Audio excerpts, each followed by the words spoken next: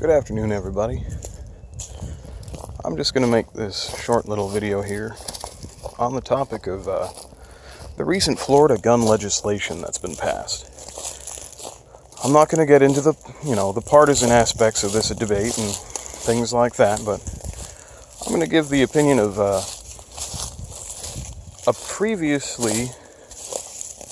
person who was previously legally able to buy a gun in the state. I guess on the 9th, our Governor Rick Scott passed legislation that prohibited the selling of, the purchasing of guns by people aged 18 to 20. And previously that was just for handguns, but now they've banned it for shotguns and rifles as well. I fear the corruption in the state's government. For a supposedly conservative governor to yield on a usually conservative political matter like that. There was no debating, he signed the bills through and they went into action immediately. I just found out earlier today about this. They didn't make it a very big deal on the news or anything and just skirted in those laws to put people in the way of their rights. I'm not a conservative, nor am I a liberal, but this country has a constitution. And that constitution says that citizens have a right to bear arms that will not be infringed upon by the government. It is there specifically to keep ourselves safe from threats, foreign and domestic. Domestic was probably the most important issue for the Founding Fathers. For the British government was the domestic government here in the previous British colonies here. They put that as the Second Amendment to our Constitution. The second thing on their minds. After being able to express yourself, they put the right to defend your expression, to keep yourself from being oppressed, as the second most important thing to just speaking. But when a government says, well, you no longer have the right to defend yourself, you no longer have the right to legally defend yourself from our laws, then the government can do as they please. The reason why they want the Second Amendment gone so bad, I think, is so then they can take our First Amendment. If they can take away one right, what keeps them from taking away all the rest of them?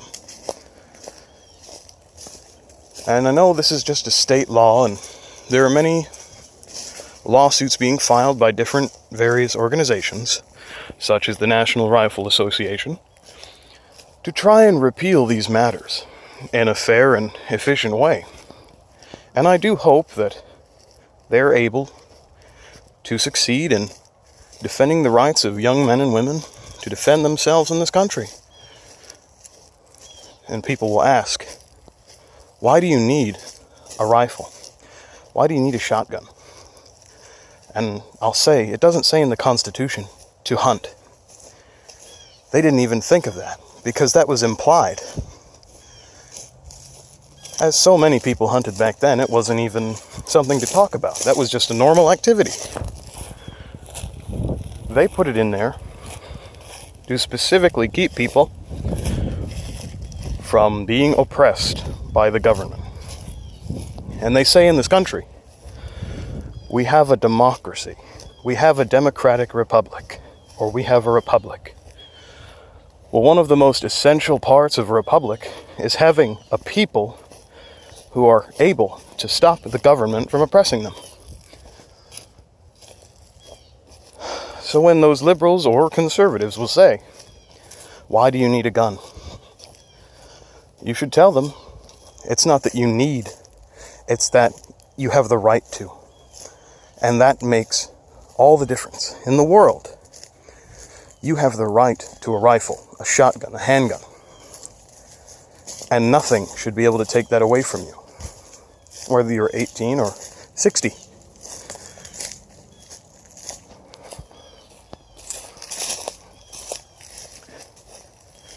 It makes me very sad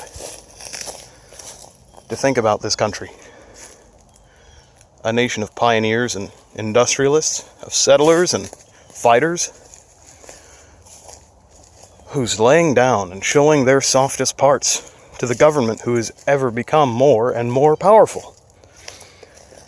We citizens are freely giving our rights away through legislation, when our ancestors fought and died against a tyrannical government. We fought tooth and nail for years against the British to keep ourselves from being oppressed, so we might have the right to say what we want, to make ourselves expressed and known to the government and to each other. And they gave us the right to defend those beliefs, to make it known that we will not back down in those beliefs, that this nation is an armed nation. And I'm not saying that the government will show up one day and knock on your door and say, hand them over. Hand over those guns you've got. Can't have them anymore. I'm not saying that. But I am saying that they one day might make it so impossible to acquire them that you might as well not even have the right to have them at all. To where they want to ban the scary assault weapons. What is an assault weapon? You can assault somebody with a knife. You can assault somebody with a handgun, a hunting rifle, a hunting shotgun, a sport gun, whatever you want to call it. A military-grade rifle is no different.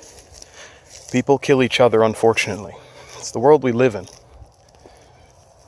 And I would feel so much safer knowing that if I had to, I could kill somebody in defense of my home and my country, instead of having to fear and cower behind a government that cares not for me and my family. These are just some of my thoughts here. I'm just getting them out there. I know a lot of people feel the same way, and a lot of people feel the exact opposite way. I mean, how can you really know what the government plans for you? And what stops them if they take away one amendment right from taking them all away? If we show those people in Congress that they can take one thing away from us, that means they can take all the rest. And whether you're a liberal or you're a conservative, I don't care if you're a communist, I don't care if you believe in a fucking monarchy here. But if you're a fascist, or if you're a hardline patriot or whatever, the rights that we have are there for a reason. So that no one in Congress or in the presidency can tell us, you can't do this,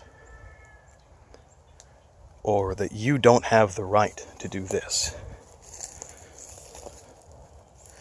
As a young person who previously had the ability to purchase firearms, long rifles and shotguns here in this country, in the state of Florida, I feel offended personally that I'm kind of repeating myself here, but that the government would accept me to at least be recruited into the military and potentially put my life on the line for this country's sake and for the sake of all the citizens here, but that they would not let me purchase the same rifles, or any rifle, the same rifles that our military and police use to keep us safe, or any rifle other than that.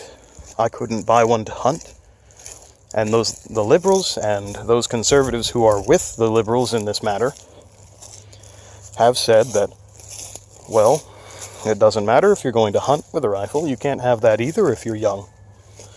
You can't have anything. So I feel very bad for those young people who haven't already bought rifles and shotguns, who are wondering whether or not, they will have the right in the next few years, even when they're 21, if they take the rights away from the older people too. Luckily, I do fortunately have a few rifles, and was able to skirt this new legislation by several months, but now I am unable to purchase any firearms. But funnily enough, they will allow you to purchase ammunition for said firearms. Rifle and shotgun calibers are readily available. The only cartridges that you can't, of course, are pistol cartridges. But you haven't been able to buy those at all unless you're 21 anyways, which is absolute shit. I am disappointed in this country's government, and in the Florida government in specific. Governor Scott has shown that he does not care about the rights of his citizens. The high percentage of citizens who do believe in the Second Amendment, especially, and those who believe that even those people who oppose us in this matter should be able to say and own firearms. Say whatever they like, own whatever firearm they want. We believe that the people who, or I believe that the people who oppose me, communists, anarchists, liberals, conservatives, whoever, should be able to own whatever they like to defend themselves and their firesides, their families, their land. Everybody should have that right. I honestly think that I personally didn't live in those days, but the days when you could have a gun in your truck, a shotgun in the back of your truck, or, carrying a handgun in a holster out in the open, where there wasn't a big deal about that. That needs to return, where people know that they have safety with firearms. It shouldn't be a scary thing.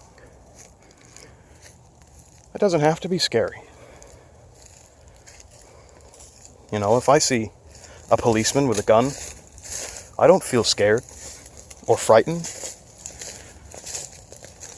Why would I feel any different about another citizen? Another person who I would assume has the competency to carry one on his side. Or to carry a rifle, or a sword, or a knife. Armaments are essential to free men and women,